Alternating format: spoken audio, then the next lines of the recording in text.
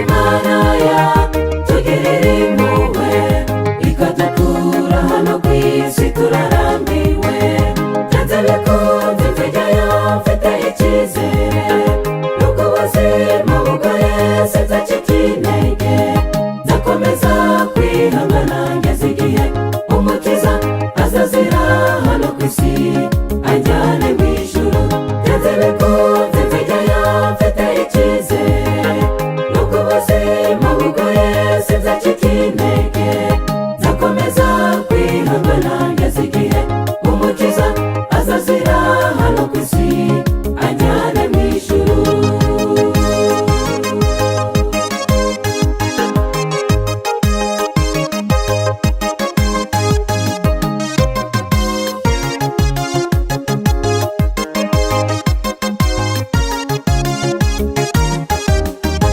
Ibyo twibaza ngo tuzabaho dute, tubyibaza kuko turi mu isi y'ingorane, umunsi umwe byose bigiye gushira, twibere mu munezero utarondoreka.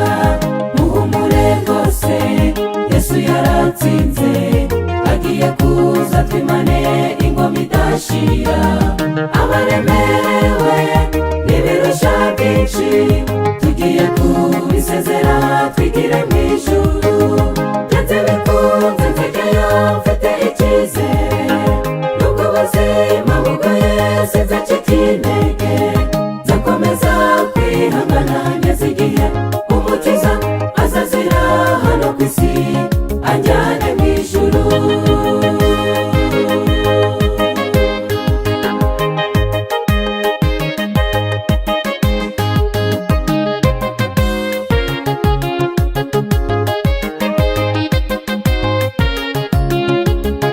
Byanze bikunze nzajyayo mfite icyizere, nubwo ubuzima bugoye sinzacika intege, nzakomeza